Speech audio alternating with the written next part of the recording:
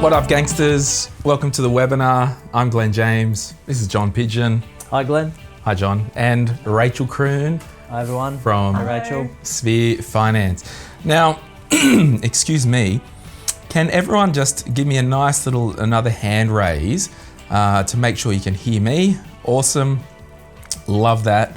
We're going to have a really fun night tonight. We've got a lot to cover and awesome. And we're going to just double check we can hear John now. So John, tell us a little bit about yourself for anyone who's new tonight. Yes, well, I was born in a little town called Minyip, country Victoria, some 3.5 hours northwest of Melbourne. Raised on a farm. How's that? Yeah, not your life story. What are you doing for work? Oh, right now? Yes. Jeez. I'm property coaching. So, one-on-one property coaching. We do corporate workshops for corporates around financial wellness. I run an online academy, take part in a podcast occasionally. Cool. Yeah. And Rachel, tell us a little bit about what you're doing. I'm the director of Sphere Finance. We have a team of mortgage brokers that we help people get mortgages. Love it. Love it. Well, let's go over to the agenda. I guess tonight, what we are going to do is we're going to do some case studies. We did take on some feedback from previous webinars, so we're going to talk about some case studies. Then we'll answer some questions that you sent in prior. We've got some live polls as usual, and any questions that you want to put in, there's don't put it in the webinar chat, put it in the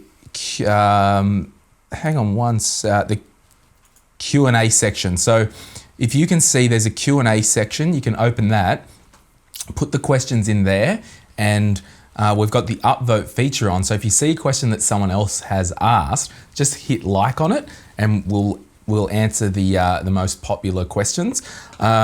Then we can cover anything else. So back to the iPad. So we would like to begin by acknowledging the Dark and Young people, traditional custodians of the land of which our studio sits, and pay respects to their elders past and present.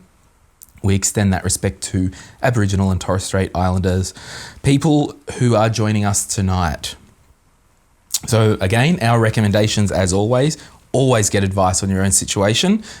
Be encouraged by tonight. If you're not there yet with your investing or whatever, take this as a shot of encouragement, adrenaline into the arm, and just look for one thing you can glean. Like, it's a free webinar, you didn't pay anything, so just think one thing that I can take away from tonight. And our next webinar, next Monday night, it's the last webinar I think we've done 10 webinars almost over the last couple of months, and it's wild. So next Monday night, feel free to join us for the health insurance Q&A webinar. Let's get into our first case study of the night, okay? Talk us through this this case study, John. Yes, so this one was an interesting one, and I was involved in this transaction as the buyer. How it came about was I was looking for some form of development to do in this particular location, and I'm a big believer if you put something out there, something comes back at you, good, bad or otherwise. So I told enough people that I was looking for something like that. And in any case, I got a call from someone that says this person's wanting to sell. She's got 2 blocks side by side. One of them's on the corner, and then the other one's obviously one back from the corner. So long story short, spoke to her. She didn't want to deal with the agent, which suited me. We agreed on a price there was fair market value for the 2 properties. Both had existing dwellings on them. Neither of them are rented. She'd had them for 1 million years and didn't need to or want to rent them.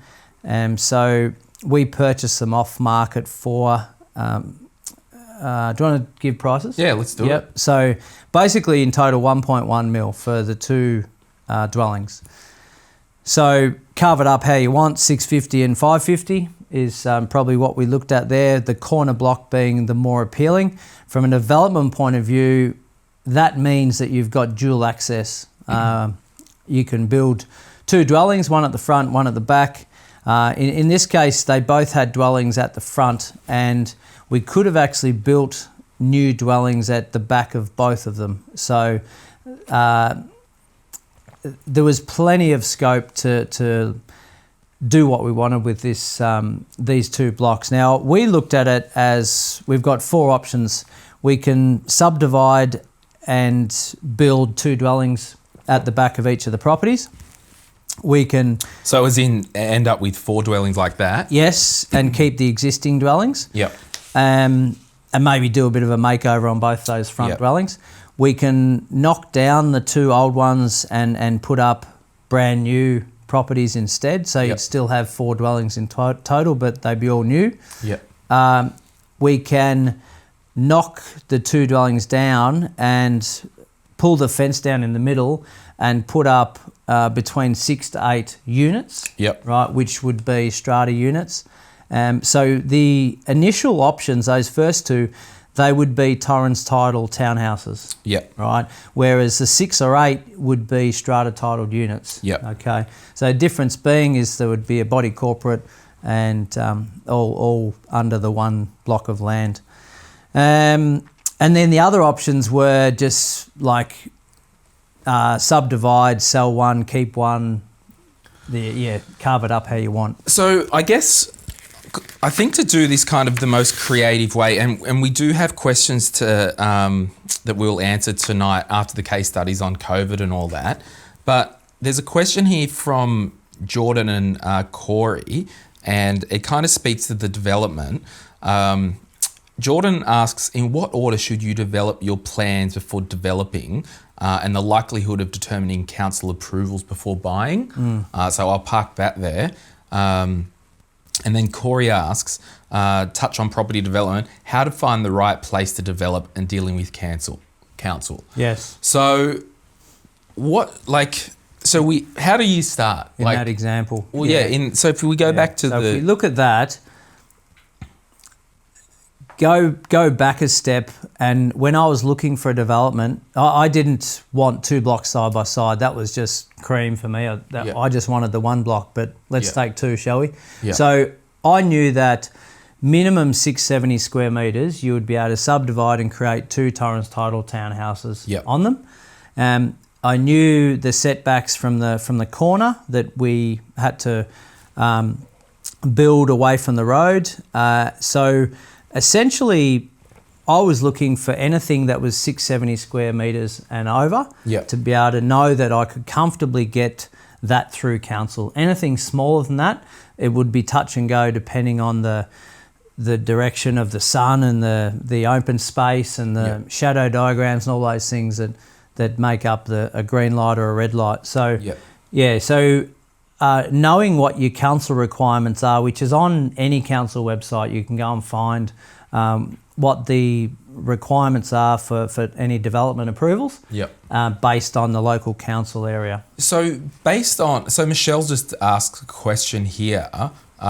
So what was the combined block size with this example here? Yeah, so they were both 670 squares. Yeah. Right. So, and would you say that is a magic nut? Like, if there's a lot of people watching this and they're getting a property boner. Is that bad to say? It's been a big day. Sorry, we'll edit that out. They're getting pretty excited about property development. Yeah. Like, is there a kind of, if you go, don't do this unless each one's at least 600? Like, is there a magic wand? Yeah, and I pre-frame this. The 670 is, I knew that this council where I was looking, that was their requirements. Like, I know in Adelaide we can subdivide at 250 metres square, right? Which is outrageous. Like, it's very much, you've got to understand the council that you're dealing with, and getting their latest development approval documents so that if things change over time, you weren't aware of it, you can be caught with your pants down. So into Jordan's question, like, what order can you? So if there was one for sale and you're like, look, like practically, if someone wants to do this, and like that's $1.1 million, that's a lot of money for somebody to do, and this is, I guess, why it's an advanced property strategy. That's right. Like, would you say okay, first go and see Rach and Rach's team, and Rach, if this kind of in mortgage land, would you say, look, let's just try and buy them both, and then we'll worry about developing? Like, Totally. In your experience, John or Yeah. Rachel, and can you talk freely about maybe some of these kind of things that the banks are really looking at? Well, something like that, it would be it would get a pre-approval to buy the property first. Yeah. With the intent to develop is different though. So you generally, if the intent's not to develop at the time you purchase it, it's a lot more straightforward to get that approval at the start when you're just buying the land. So if you said to the banks, we're going to develop this, they might get cold feet, because if you go knocking over properties and not come through, they've got no asset. Yeah, so a lot of times it's two stages from an approval perspective, which is getting the two approved as they could be rented out just as they are, and then the next stage, which is getting a development approved down the track. Yeah. In that case, and that's a good point, because we were dealing direct with vendor, there was a lot more flexibility. We could deal direct, we could have a good conversation, we get our agreements drawn up. The bank wanted to see, I was reading the bank's mind, maybe similar to your thinking, Rach, is if we settled on the one block or the two blocks together, they may have thought, okay, what's happening here? Are we developing? Where are we going with this? So we actually settled one block first and then the other a month later. And I guess it's hard, Rach, for you to give a blanket statement, but in some instances, could you possibly settle on one with one lender and the other with another lender, and then when you want to develop, take the whole deal to a new lender? Of course you could, definitely. Yeah. Yeah. So I think in answer to some of the points there that we're asking, your first development's probably not going to be as large as that. Yeah. Because that wasn't our first development, and we'd done quite a few before that. So we knew what we were looking for. We knew roughly what the build costs are going to be. So if you are going to develop something, you've got to have an idea as to what you want to build or what you can build and what the approximate build costs are going to be and what the end sale is going to be. So you've got to almost reverse engineer it and say, righto, we're building two townhouses. The demolition is going to cost 20 grand. Council apps maybe 30 grand. We can sell them for 900k each, so that's 1.8 total, minus your purchase price, minus all the demolition and council, and that gives you a net profit after tax of 200k. Are you happy with that? So I guess, we in lending land, and I don't want to lead the witness, but if someone came to you with this type of strategy, do you know as a mortgage broker that there are some lenders that you just would not even bother with? Yeah, and it just depends on what channel of their bank it sits with. Right. There's lenders that will do up to 3 to 4 and even 5 under the residential space if your intent is to keep them. And there's some that will say after 3 or 4 are going on one property, then that moves to their commercial, their development department, which has a cost difference. Right. So it just depends on what the person's doing and what their goal is, which would be where we'd recommend the lender to suit. Wow. Yeah, so I don't know what your thoughts are on this, Rachel. I'd love to get them. Our thinking was the 6 to 8 units were going to be another level of finance complications. The 2 townhouses first on their own, pretty straightforward, normal lending. Yep. The 4 townhouses together, some will take it, some won't. So we're going to almost treat them as 2 separate, enterprises from that point of view, which maybe prevents less hurdles going forward. What do you think about that? Oh, I agree completely. But the jump between 4 and 6 is huge. Yeah, yeah.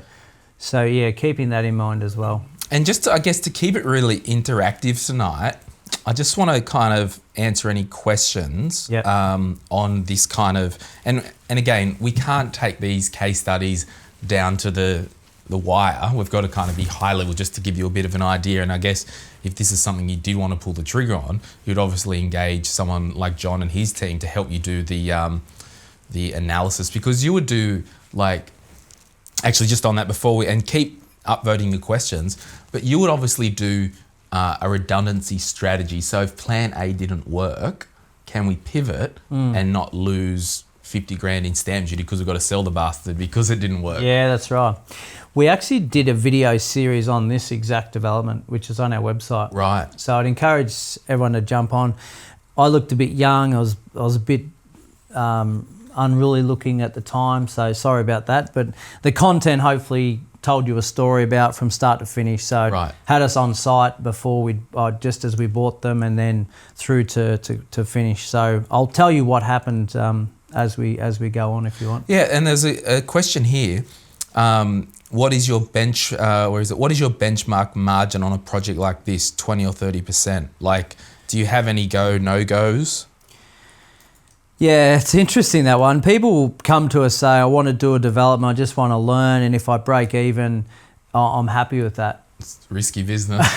I'm not happy to break even on all the time and energy that you put into something like that. Because a lot of people don't factor in the soft costs of their time. Correct, yeah. And you're very much hands-on, and you want to be hands-on, otherwise you wouldn't be doing it, I don't think. So it's got to be an interest of yours, and you've got to really grasp the whole concept of it.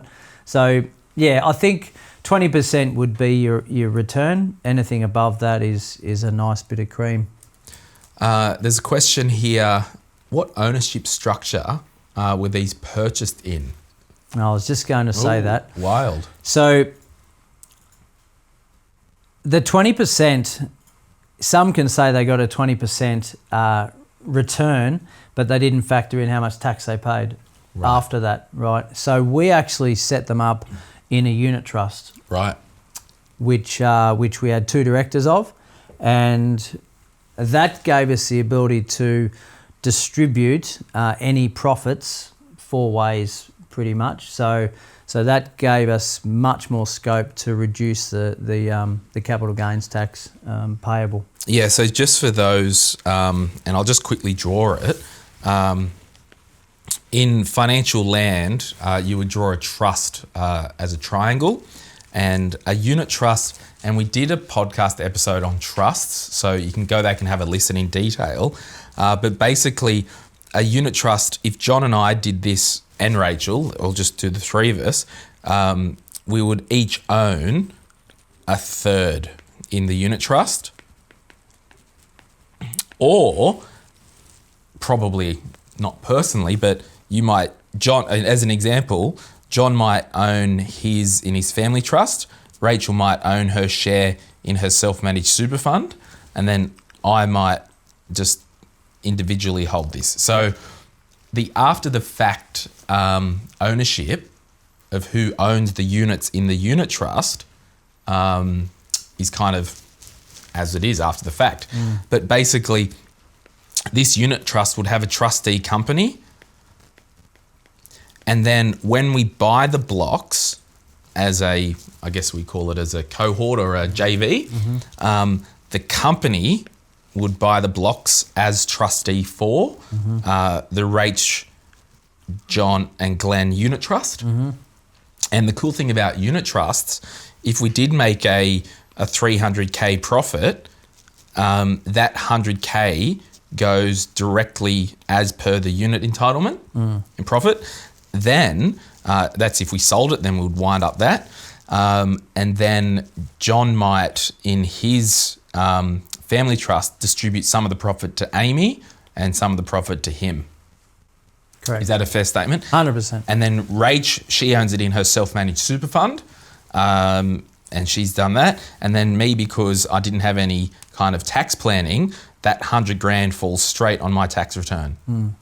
Now, it's probably getting beyond the scope of this, but I have seen scenarios, and at the time, and John, you might comment on this. It probably is going a bit advanced, but we'll just go PTY Ltd, and we'll just do a property.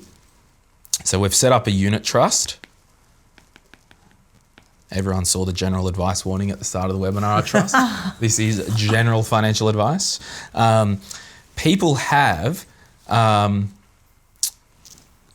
purchased a property through a unit trust, and then half of it through setting up a self-managed super fund,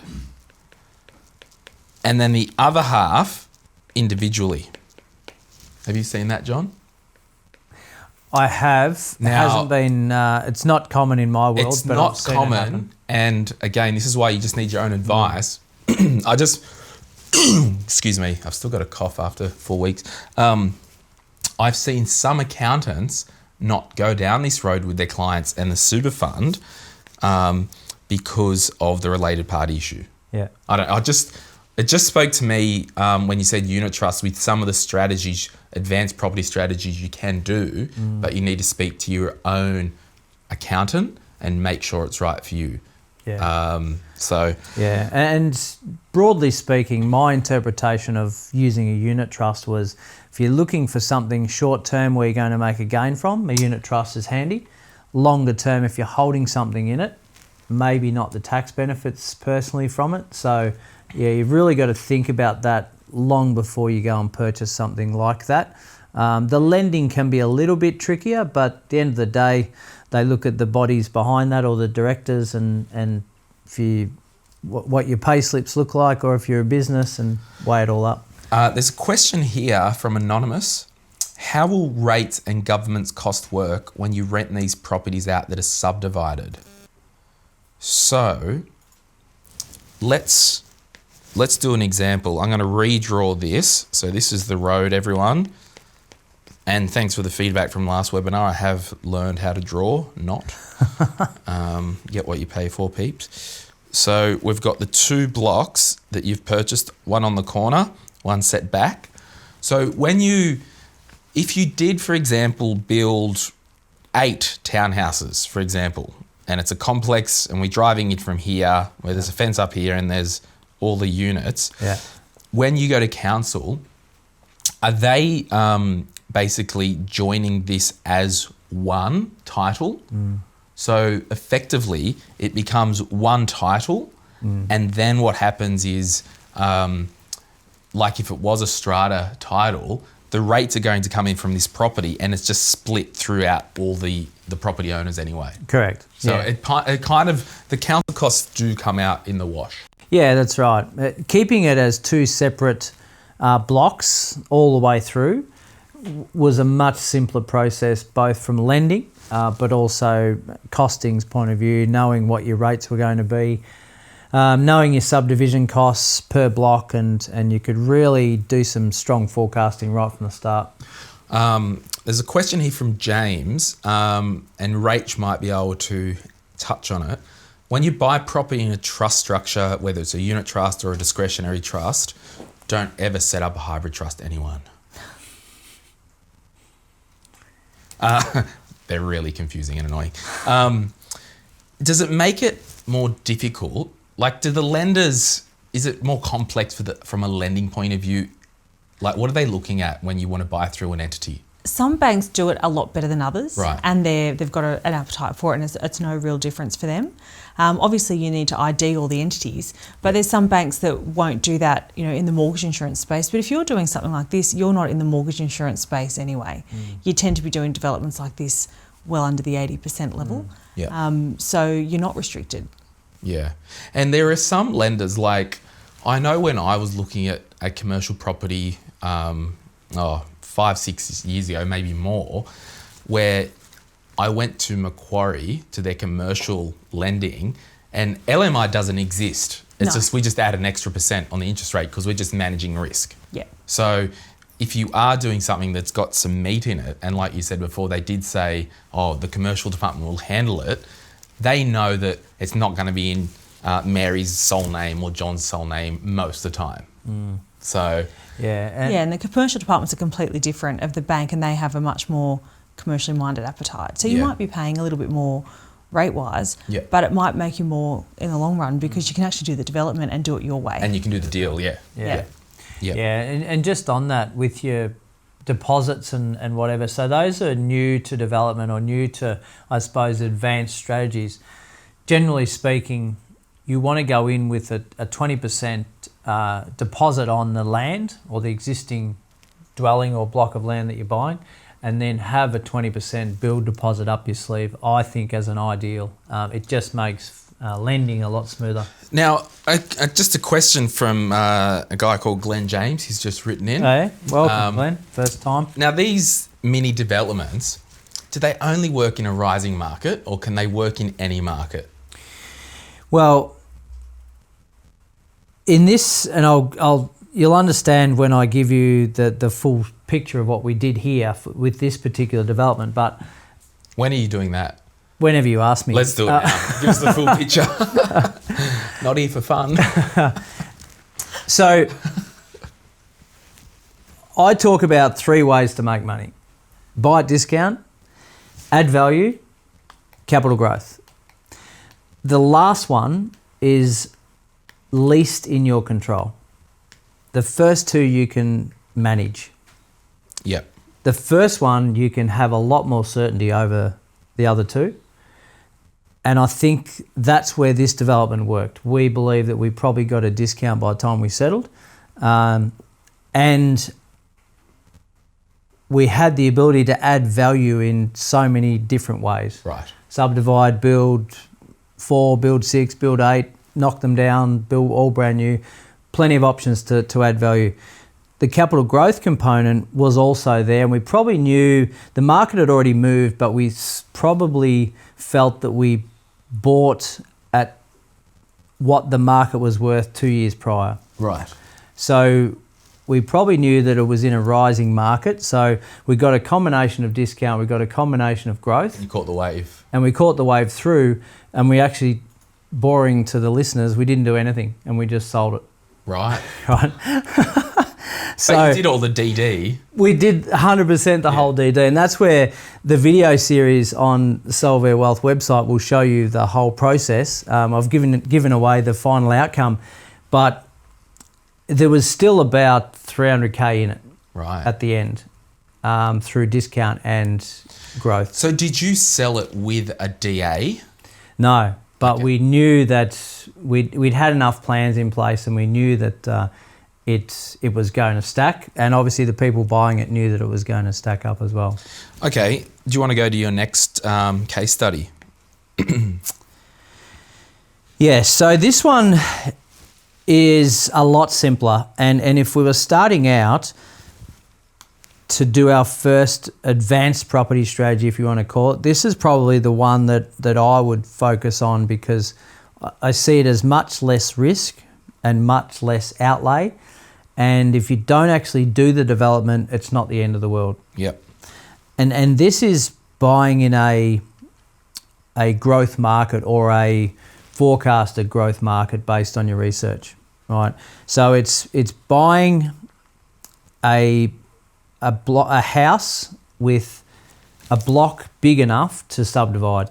So again, going back to council regulations and saying, well, it's 670 in my area, or it's 700, or it's 500, working out what that is. So I'm just drawing that house there, Johnny. Yep. So the house is at the front of the block. That's it. And there's obviously enough room. And this is where you could talk to a local drafty who knows the areas, just to, like my mate Dirty Mike, who's been on the podcast before. Yeah. He's a drafty. We were at a friend's house the other night because they wanted to buy another place and do all this stuff. Yeah. And Mike's like, nah, Central Coast Council won't do that. Nah, they won't do that. So if you get someone who's kind of local, who's half in that area, you'll be able to find out, or speak to a local builder or somebody. Yeah, that's right. Because there could be different boundary issues for each local government council. Yeah, correct.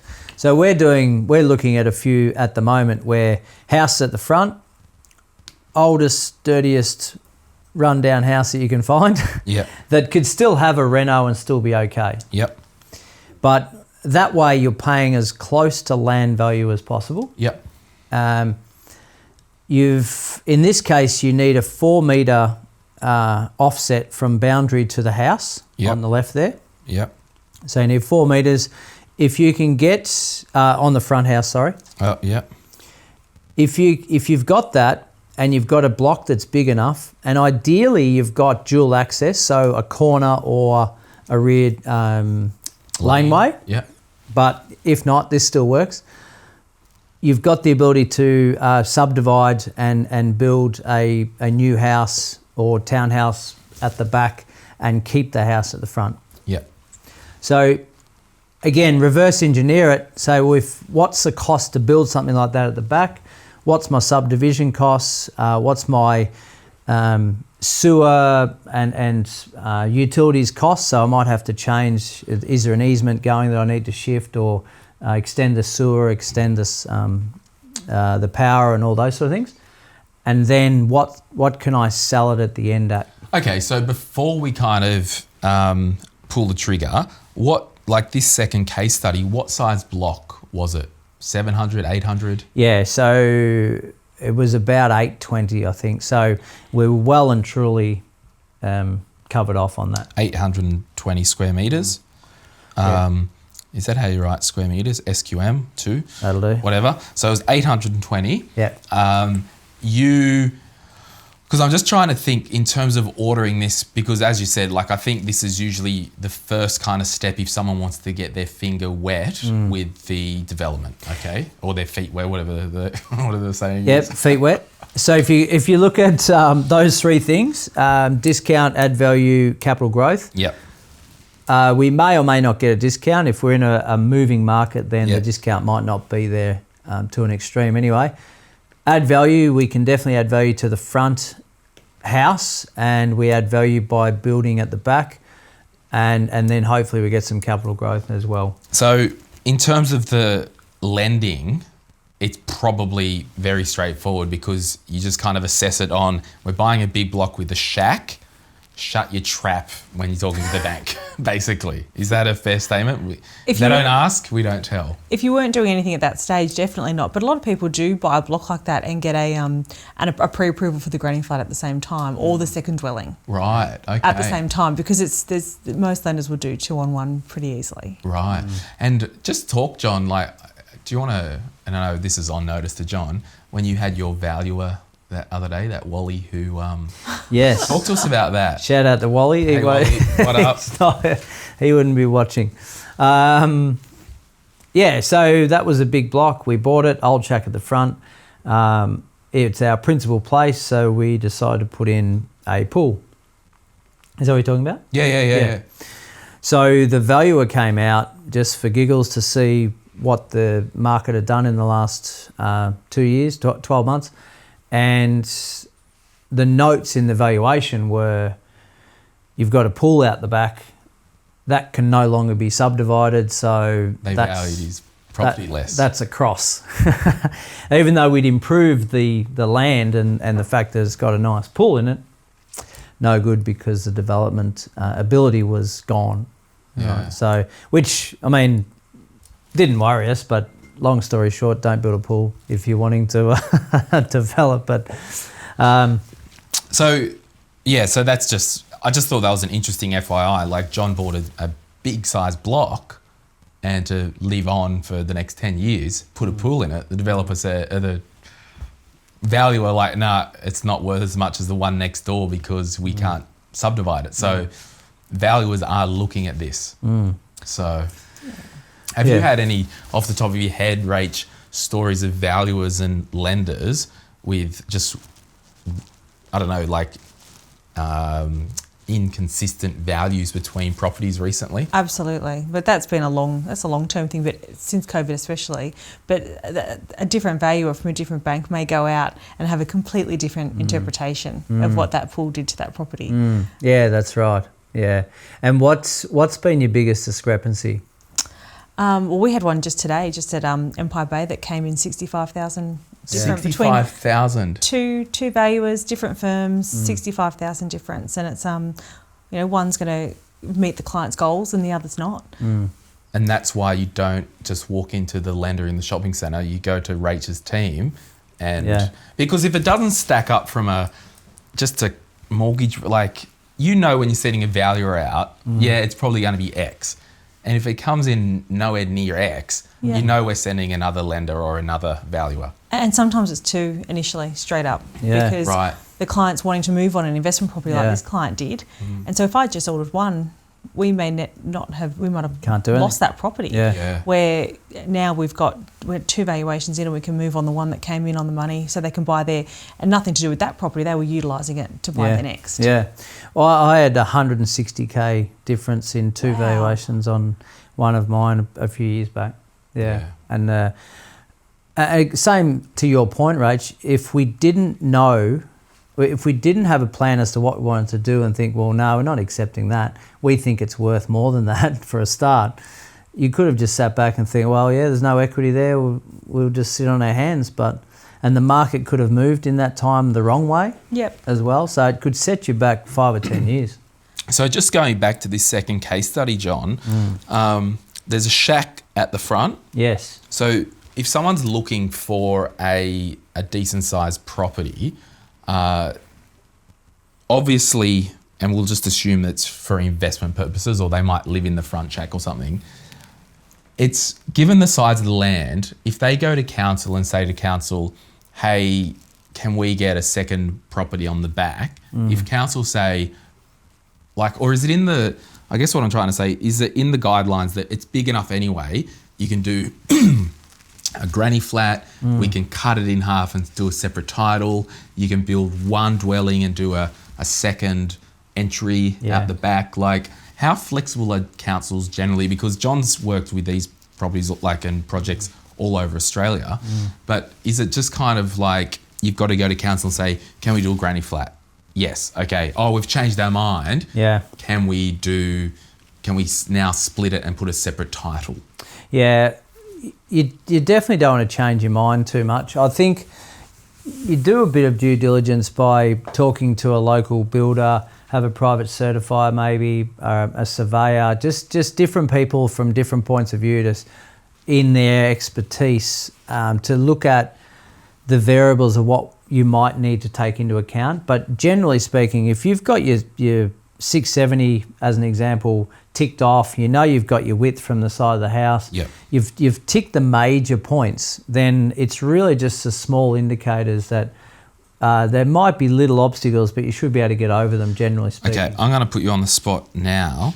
How much would a granny flat be to build at the moment, not including the plumbing and sewer, or is that included? Do we have to allow 120K for the build, 20K for plumbing, 20K for council? You should be 100K, 120K all done. Yeah. We did a 2-bedroom one for a client. It came up to 148, but that was a 2-bedroom granny flat. It was quite substantial. Wow. Grandma's expanding, is she? Yeah. Investment. Yeah. And just I want to now illustrate in terms of the granny flat strategy. Nath, my calculator, it's up there. Can you please throw me it? Thank you, brother. So, and this is the crazy thing about, and there's a question here about yield. Someone asked the question about yield.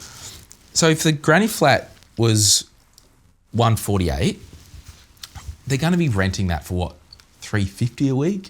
More. 400? I think it was 420. What was the so estimate? Conservatively, if I did 400 times 52, that's 20 grand a year, divided by 150, that's 13.9%.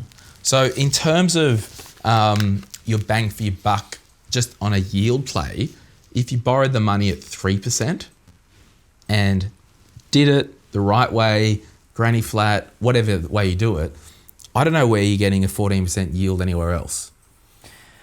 Yeah. And if it dropped from 400 to 350, it's still a bloody good yield. Yeah, so I think we've gone off that strategy of subdivision to granny flat. So just not to confuse the listeners there, the granny fat. I've got a bit of granny fat here. The granny flat strategy is keeping the one title and just simply building a granny flat at the back and getting a really strong yield and just running a cash flow model or cash flow strategy.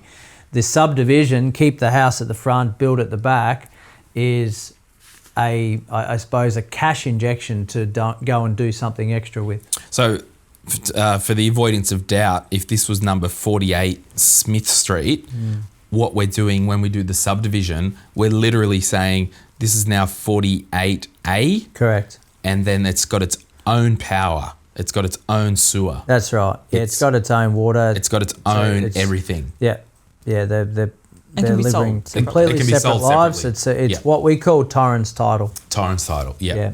If it's strata title, it means it's got body corporate and it's all combined. So do you think as a, like if there's someone wanting to do this strategy, do you think it would be worth going, okay, if we're going to do this, we're going in hot with the intention to actually subdivide the block? Yeah, And then to go, well, if we can't actually afford that, let's then look at scaling back and doing the granny flat option or something like that. Yeah, they're very two different strategies. Yeah. Like one's a cash flow, one's growth. Right. Because the granny, I feel that if you're ending up with a granny flat and capital growth or equity play was your sole outcome, Yeah. you've buggered the strategy. Right. If you're going in with a total yield cash flow play, it's granny flat only. Yeah. Right. So I think, torrens title is your ideal outcome because, as you said, Rach, you can sell one off, keep one, sell both, move on. Rent both. You've got plenty of options there. I personally haven't gone down the track a lot in respect to strata title and have like 4 units, because you could argue that you probably get 4 small units on that block if you knock the front house down. Yeah. And they would be all strata titled units. Yeah. Right? Now, hopefully we're not confusing the listeners too much, but you've really got a cash flow versus capital growth conversation there. Just a raise of hands. Is everyone kind of getting some good encouragement? Just give us a pulse check. There's heaps of hands raising, so that's positive, isn't it? Well, I'm just looking at the times, 8:20 right now with us. So yeah, everyone's raising their hand. Thanks for that. Let's do a poll just to break up the night, everyone, because everyone loves the poll. And then we're going to get back. We're going to just talk about a mortgage strategy. Now, there was Michelle asked. I was getting a drink. Oh, stop. You got to Nath, Sorry. are you able to get John a drink? And while Nath gets John a drink, just leave the camera. Oh, Nath, do you want to just top this up? Just use the laundry on. Got lapels now. Yeah, we've got lapels now. We're strapped in. I just walk away. I'm launching a poll because Michelle asked, will the property analyzer calculator be available on an app, a website, on a Mac, on a PC? And, Siri's bloody shut up. So John left here this afternoon and he said, do you think many people have Macs? And I reckon, easy. Do you want to close that door, Nath? Yeah, thanks. Easy, 50% of people, easy. And he's like, what, you serious? So I'm going to end the poll now. And there were people, 56% of people have Apple, 44% have Windows. So you're welcome, Glenn. You're welcome. So just on that, tell us, where was the property analyzer calculator available? Where do I get it? How do I get it? What, does it work on an app? Is it an app? It's ready to go now. Yeah. Non-Apple. You just alienated 56% of people. But Of millennials. Yeah, of millennials. But this is why we haven't yet launched it, because we're getting a solution for Apple. Yeah. Right. So if you're out there with Windows, you can have it tomorrow. Wow, look at that. Or maybe next week. So, and just while we have a bit of a breather, I'm going to put another poll up.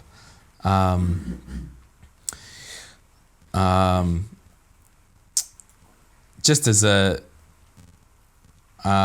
can see the poll. What are you more interested in when it comes to dual OC? Are you interested in a granny flat, splitting existing property into 2 entries? I think that's supposed to be entities, but sorry. A bigger block and subdivide, or knockover shack and building 2 or 3 units. So everyone just kind of pick one what tickles your fancy. See, the granny flat thing, I'm telling my parents they've got to do it. They've got cash, and just in terms of an annuity almost. Yeah, I think the granny flat option is awesome nearing retirement, because you're getting this great cash flow injection, aren't you? Because it's all about, retirement's all about cash flow. Yeah. You know, you're not playing the growth game anymore. Yeah. The question with doing a granny flat, people think that it'll just naturally increase the value of the home or the block. And yes, it may, to the value of what you've spent on the granny flat, but it won't all of a sudden, if you spend 120 on the granny flat, it won't all of a sudden say now it's extra 240 worth of value. Yeah. I've found anyway. I don't know about what your experience has been. Yeah, most clients that we've had that have come with that strategy have been 15 years to retirement, not 35. I've never done a granny flat for somebody under 40. Yeah. Really? Okay. I'm going to end the poll now and share the results. Yeah, it's pretty even. 21% said granny flat, 23%, that's a good name, 23% said split existing property into 2 entries. It was entries actually, like, I don't know what I'm doing half the time. Bigger block subdivides, 36%. Maybe they were encouraged by your little preamble earlier. Yeah. And 19% knock over the shack and build 2 or 3 units. And again, I mean, it all goes back to your situation, doesn't it? Yeah, and your risk profile is probably the big one. Like, What's less I wouldn't risky? encourage doing any of those for my first one unless you're really clued up on the outcomes and the worst case scenarios. The less risky, no doubt, is your granny flat. Yeah. And I might do one more poll, and then I'm going to ask Rach to talk about a case study. What would you say your current property educational level is at the moment, everyone? There's no right or wrong. So you beginner, intermediate, or advanced?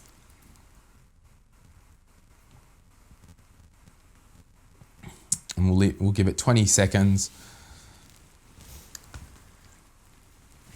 And then Rach, while that's finishing, we might, and we kind of touched on this last webinar.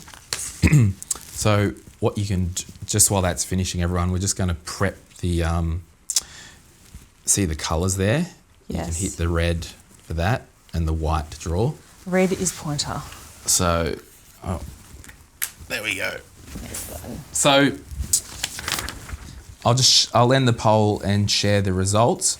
So 43% said beginner, 53% said intermediate, and 4% said advanced. So I'd really encourage the 95% of you, or like your online property course, would an advanced property guru get value out of that?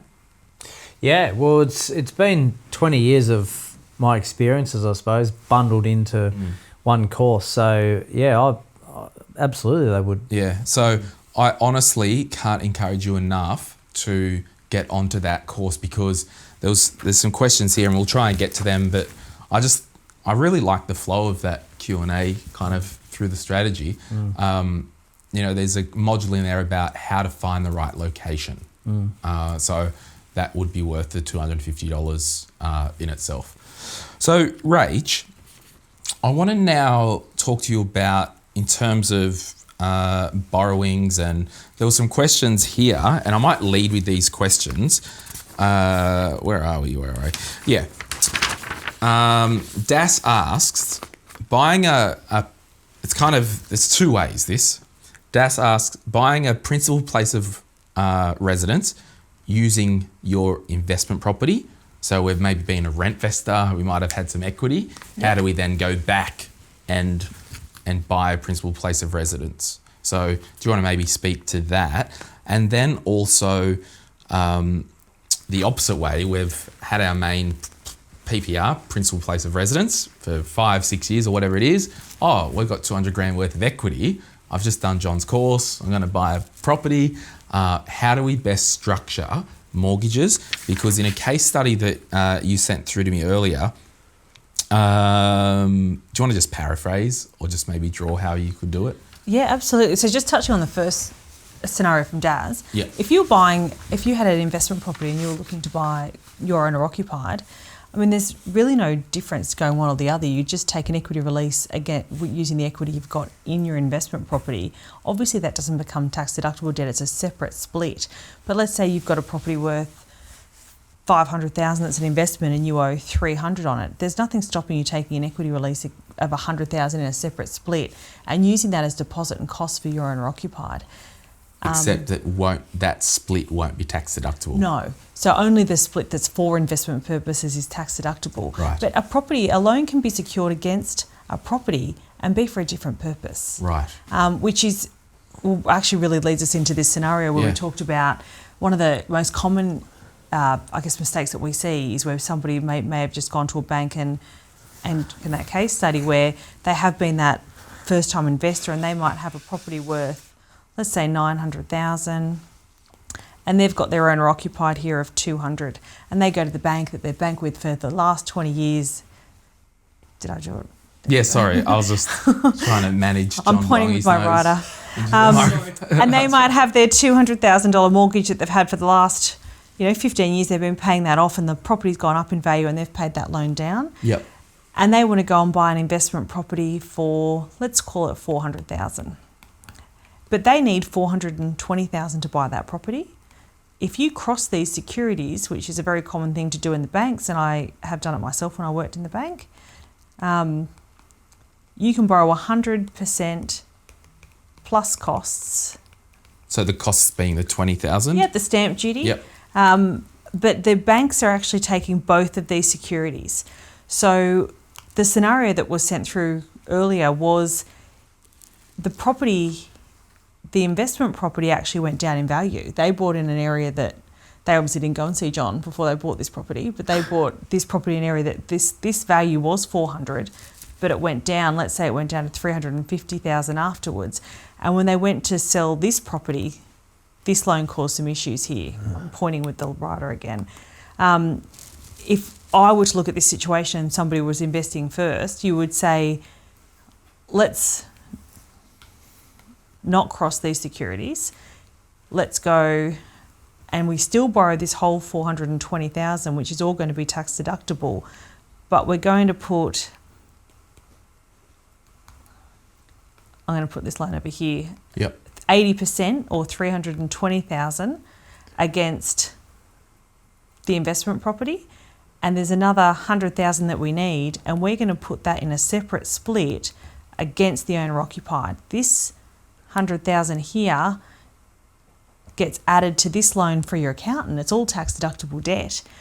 But if this property goes up in value or down, or this one goes up or down, there's going to be no problem with uncrossing them, or you don't have to uncross them down the track. You can invest multiply here and not have one doesn't affect the other. So just to, I guess, reiterate the reason why you need to, when you speak to your mortgage broker, when you've got to make sure that they don't cross the loans, because if the investment property was reduced in value, yep, and you needed to sell that property, it means it causes problems for your main principal place of residence. It can, and in this situation here, it probably wouldn't because there's ample equity. But if these people are going to buy, the scenario that came through, actually they'd had 3 properties, and so there was a scenario where there was 3 of these had been crossed. And if any one of them had gone up or down in value, it causes a problem. Every house has to be valued at every move that they make. Yeah. So while it might seem simple at the first period to do it that way, if I was meeting with an investor that was going to invest again, there'd be no way we'd be crossing the securities. Now, some people want them crossed. Some people come in and say, no, look, this is going to be my only investment property. I've paid my home loan down. I like the bank that I've been with for the last 20 years, can you just negotiate a great rate and cross these securities, and I just want one loan? If that's what the client wants, that's what we do. But generally, people will uncross them because they want to be able to have some flexibility moving forward. And just on that, we did a scenario like this recently where a client had wanted them crossed and they hit retirement and went to sell an investment property, and they actually couldn't service their owner occupied anymore. And they were forced by the bank to pay that owner occupied down. So it actually really gives the bank a hold on you if you do cross them down the track. Totally. Are there still mortgage brokers that will, like, what's the reason? Is it there's more work for the broker or the banker to actually, because you got to do 2 actual applications for each property? It depends on, I guess, if I were to think about a client would generally come to us and ask for it this way, and if you consider it to be your job to do what you're told, then you probably would cross them. That's, Yeah. you know, I would definitely, you know, Show them the pros and cons. propose them some different situations. And I think that's the difference between a really good mortgage broker and not, isn't it? Yeah. It's like, well, here's what I think is the best option, but I'm telling you why, Yes. versus just saying, here's the loan. Yeah, and here's a case study of someone who's gotten, you know, tangled up because Yeah. of this. Yeah. And maybe we could think about having these loans split. Might not be the most straightforward because there is 2 loans, but what's it going to save me in the future? Yeah.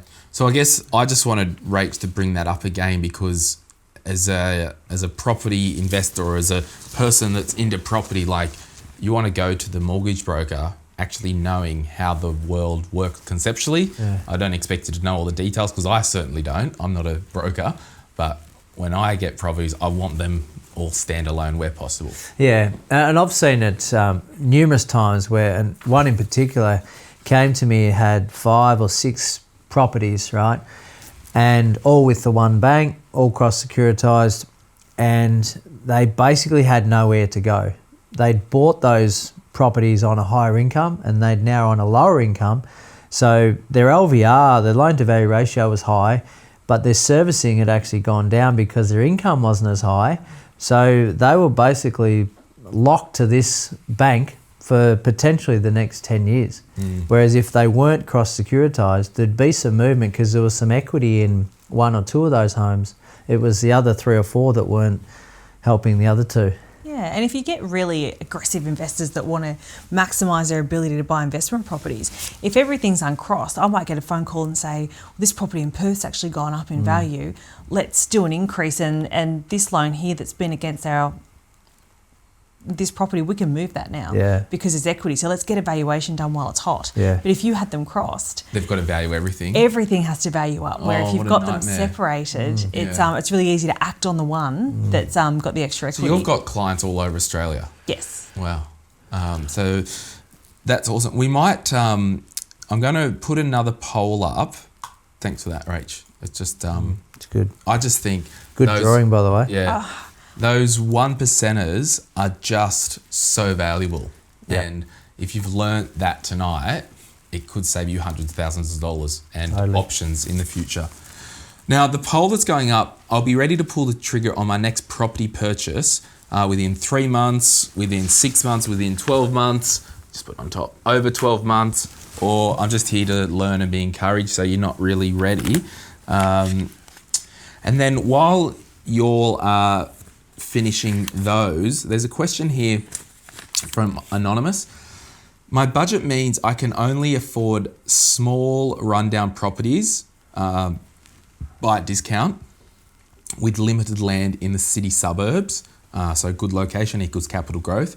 Usually 65 square meters internal floor, but I've been told I should try and buy 70 square meters or ideally 75 as a minimum to allow for a 3rd bedroom to add value.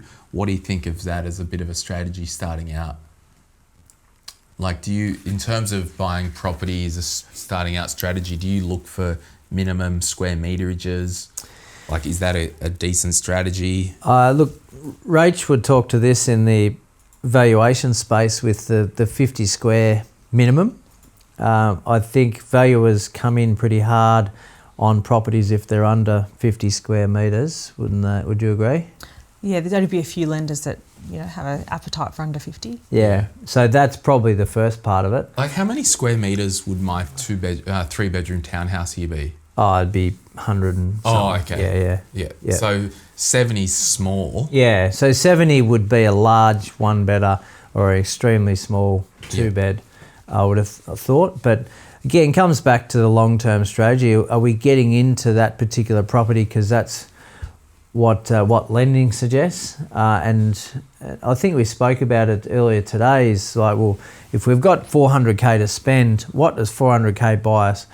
Might buy us that 75 square apartment. It might get us a small house on a small block, 10k out of town. It might get us a large block with a large house, 30k out of town. So having a look at which options we've got there, I think, is important, and then looking what our 10, 15 year plan is as well, to then come back to make a decision. I mean, off the cuff, when you look at apartments in the last 10 to 15 years in probably Melbourne and Sydney, they haven't been that favourable. So what's going to turn that around for them? It's really been a supply-demand issue. Yeah. Another question here.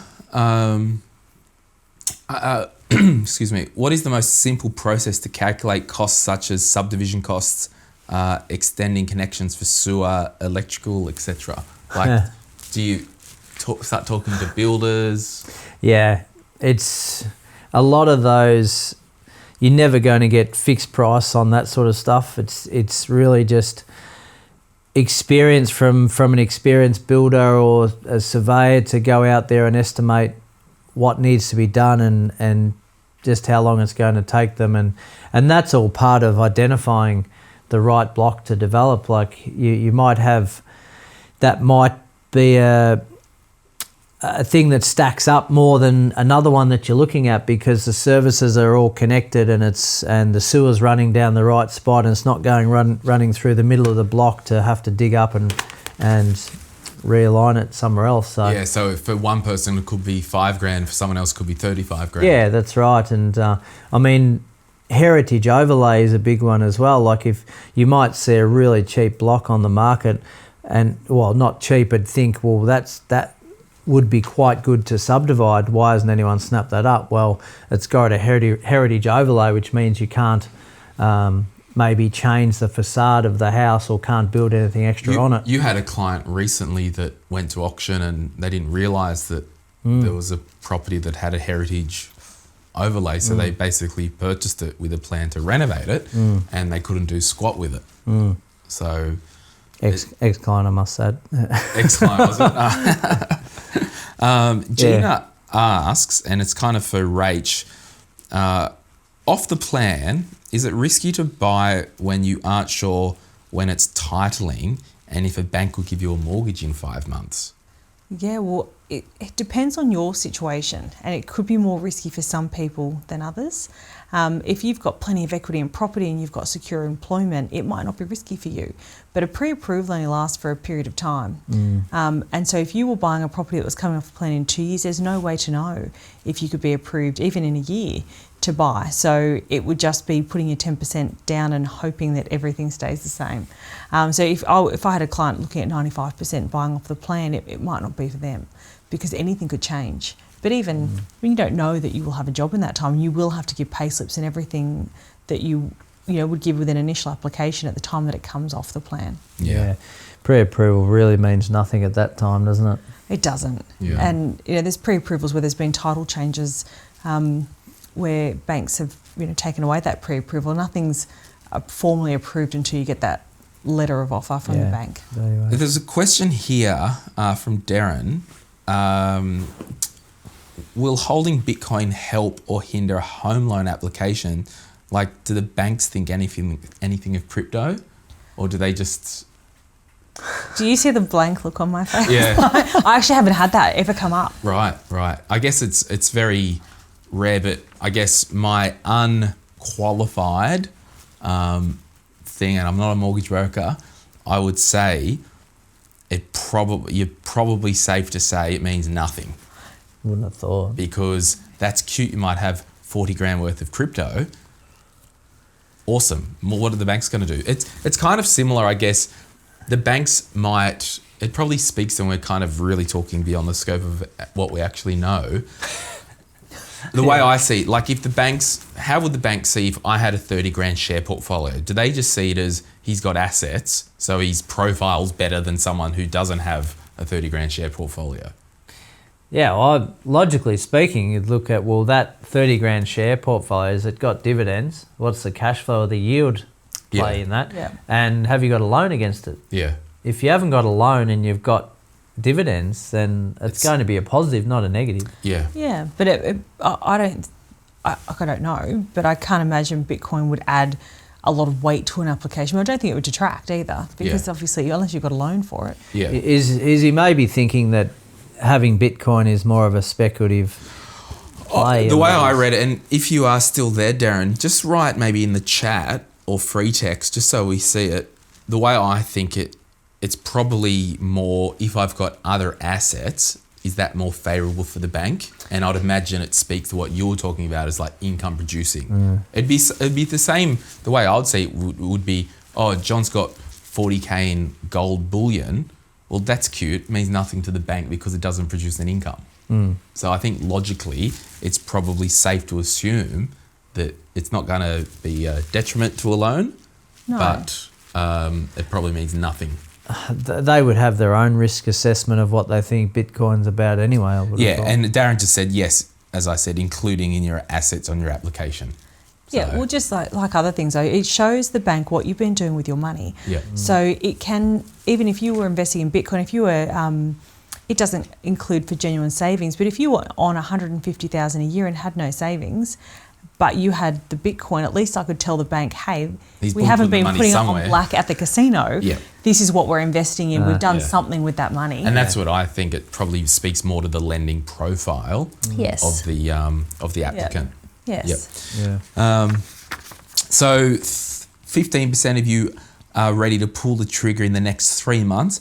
And if you haven't, make sure, we've got some details for Rachel. If you haven't got your mortgage broker engaged, Rachel can bloody help you get the wheels on that, because 3 months isn't a long time in the world at the best of times, but particularly at the moment, like there could be a tricky case, Rach, that it might take, well, this lender here, I know I can get you the deal with that, but there's a 6-week turnaround time for assessment. And some of them are at the moment. Yeah. How's good old ANZ going? It's rough. That's rough days. And they have such great policies, so sometimes we do need to just get in that queue. Yeah, and that's an example. Like, so if you do have a curly one and ANZ's a banger of a fit, well, they've got a bloody delay at the moment, so it's worth the 2-3 week wait to get the ANZ deal as opposed to just walking up to anyone. So that's right. For the 15% of you, make sure you reach out to Rach after tonight, and also within the next 6 months as well. 19%, 23% within 12 months, and the rest are over 12 months away. Nice. So there's another question. This is one for John from Jeremy. I'm eligible for the 45k state and federal government funding if I build. So the grants, basically, throwing the book at the grants, like Cal and Nath. What are your thoughts on building and flipping? Okay. Building and flipping. So he lives in it for 12 months? Yep. And at the end of it, he moves it on. Yep. Not convinced by it. Right. No. So, first of all, he's saved on stamp duty, and he's got essentially, let's say, buys it for 500, so he's saved 10% by having the 45k grants, or close enough to. I think by the time you sell it, there's probably 10 grand of selling costs, maybe even 12 to 15 grand in selling costs. So you've made, if you sell it for what you bought it for, a lot of drama to build a house. yeah, you've gone through the process of building the house. If you kept it and turned it into an investment property, you've got 7 to 10 years of really high depreciation for a start that you wouldn't have if you sold it.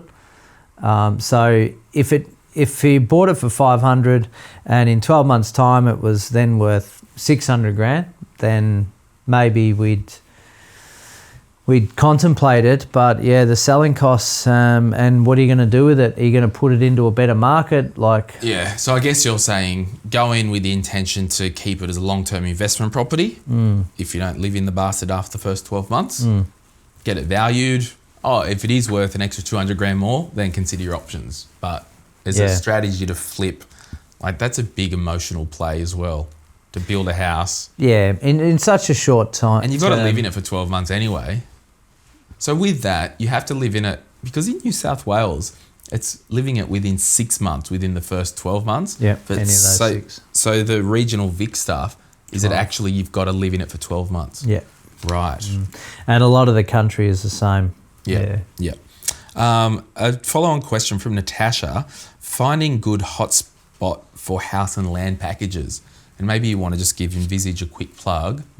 So, Yeah, we've seen a lot of this over the journey, and I think there's plenty of house and land opportunities out there if you jump on realestate.com, and plenty of glossy brochures and prices from, and fixed price here and fixed price there.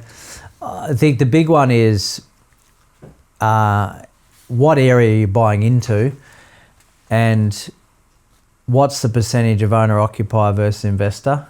So we at Envisage, we talk about infill land versus greenfield estates. So greenfield is basically a brand new suburb. Infill is there's 20 blocks in a already established suburb, and we can capture some land in there.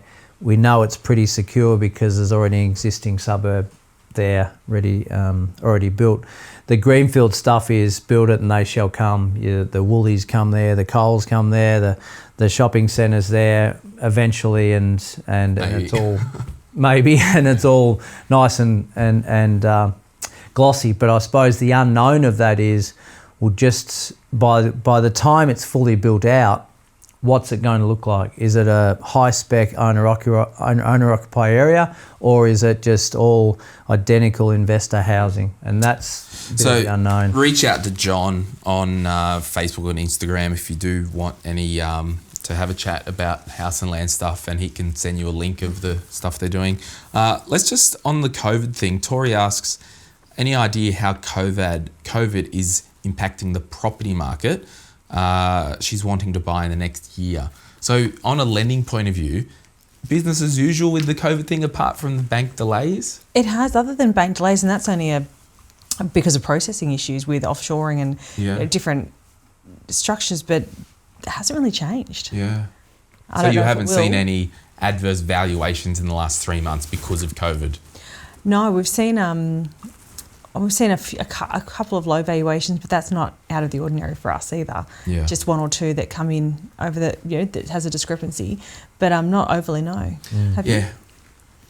No, I've seen the opposite, to be honest. Like, I thought there'd be more bargains out there than there was. I didn't think there'd be blood on the street, so to speak, but I think the market's as warm as it's been, or the markets that we're looking in, I should say, are warmer than they were 12 months ago. And I put out some data on to my clients last week about the vacancy rates, because that's a pretty good indicator for investors. And in Victoria in July, when we were tracking the last 6 months, some areas have actually dropped their vacancy rates. So there's 1% vacancy rates going around at the moment, which is pretty strong in these times when Victoria is the bulk of COVID's destruction. So if Victoria's trending pretty well in that respect, then the rest of the country is pretty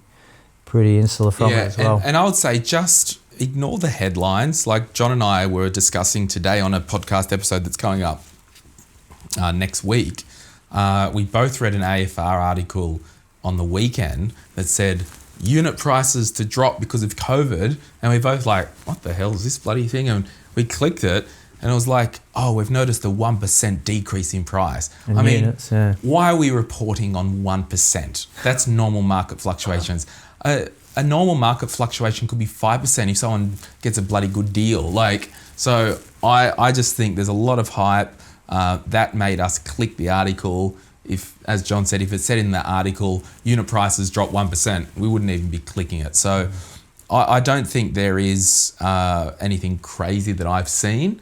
No, I think if there were markets that weren't performing that strongly, or was a bit of an oversupply coming into COVID, then they have continued to suffer.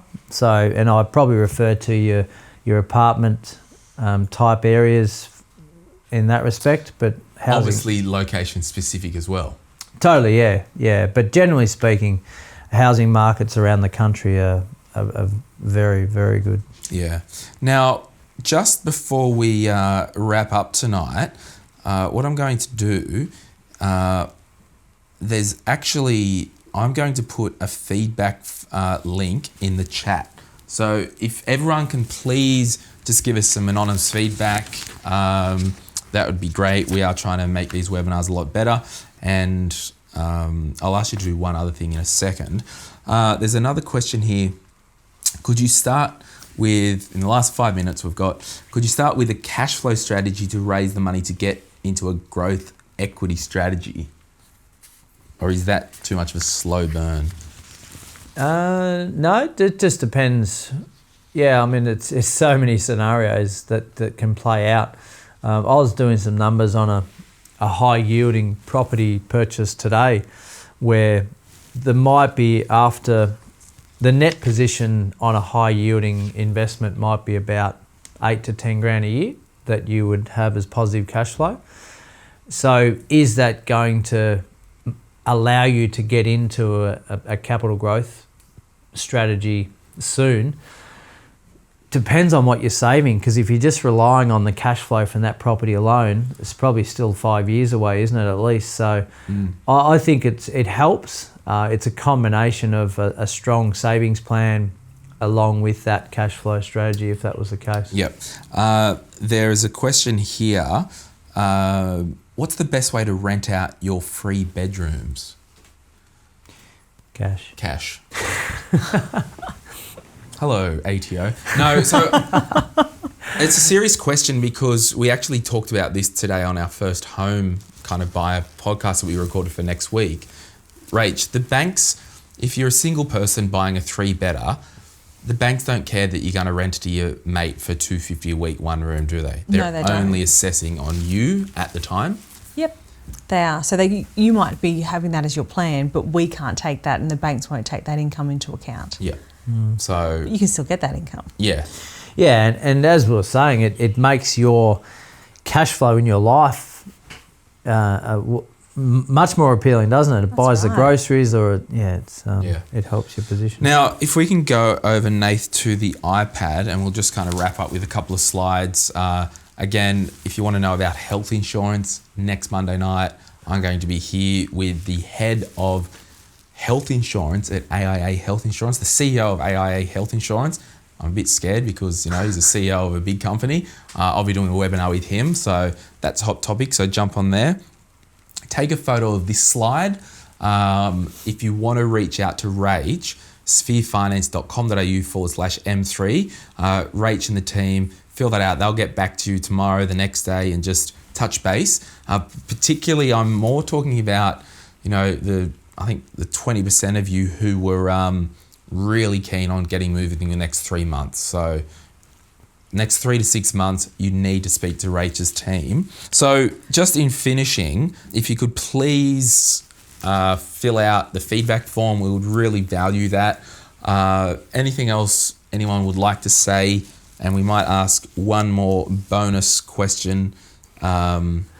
I would just like to say, continue to educate yourself. Yeah. Like advanced property strategies that we're talking about tonight. For some of you listening, you might be thinking, wow, there was a lot of that over my head. And we've all been there as property developers or advanced property strategists ourselves. So I think it's just continuing to absorb different bits of information. Even if you're not even if not ready to do anything, it doesn't hurt to pick up the phone and ring the council and talk to a town planner about what's happening in your area. It's just all knowledge gaining that one day when you're ready to pull the trigger, it's amazing how much knowledge you can build up. And I'm pretty sure the Central Coast Council, where we are, on their website, I read a document about their local town plan or something like that. And for example, the area that John and I and Rachel live, although Rachel's a bit tired now because she spent the last 3 days moving house. Weirdly, this is so weird, Rachel lives on the next block, but she just moved to another property. So where we are, Central Coast Council have actually said for this suburb, these couple of suburbs, we'll let you do 2 properties on a smaller size block than 2 suburbs over. So they know that this area is a bit of a demand and they want to get more dwellings in the area. And that was free information on the council website. So I'm filling my pool in. So John's filling his pool in and he's going to do something like that. Any final questions on the strategic front or any comments on the strategic front, Rach? Yeah, no, I think that's great advice. So just to get all of keep educating yourself.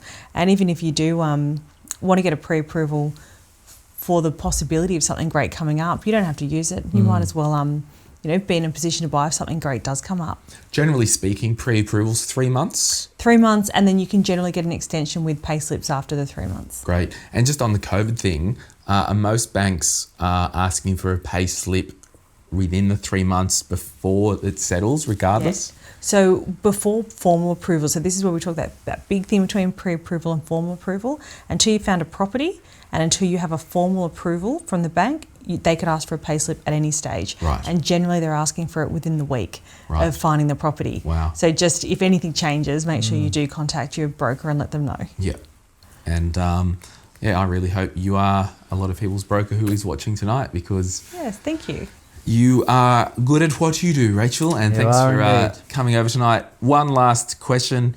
When you invest in multiple properties, is the end goal to ever pay down all the properties or to keep drawing on equity? So what is all this, John? Oh, that's another webinar in itself. It's an exciting one though. Where does it all stop? Look, in short, you don't want the properties to be costing you money. I think people do get infatuated with paying down and owning things outright, when at the end of the day, you want to be in a cash flow position when you don't have to work, right? It doesn't mean that you have to be completely debt-free.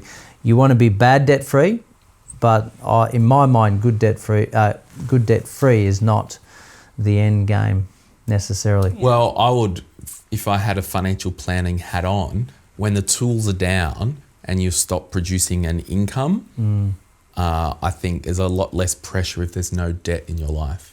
Yeah, totally. But if all the assets are covering themselves and giving you a chance to live, why do we need to sell them down or pay down the debts? That, John, is for another night. So until next time. Thank you, everyone. Thank you so much. If I can get everyone just to jump onto the chat and make sure you fill out the feedback form. We do want to make these webinars as valuable as possible. Give us a show of hands as a wave to Rachel, as a thank you to Rachel. Hands are going in the air, Rach. Hands everywhere. Woo, woo, woo. And you can catch the replay if the tech gods worked on YouTube tomorrow afternoon, and on My Millennial Money Replay, the podcast, the audio version, also tomorrow afternoon if the tech gods work. And we'll try and do it again soon. You've been real. I've been Glen James. He's been John Pigeon. She's been Rachelle Kroon. He's been Nathan. Thanks, Nath. Come put your headphones down. Yeah, Come and say, come on, or you're fired. Take it off. Nath's Take work it off back. before Take you a work walk. back. Come over here and look at Cam 4.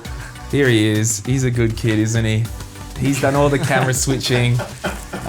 Bless you, Nathan. And to all, good night.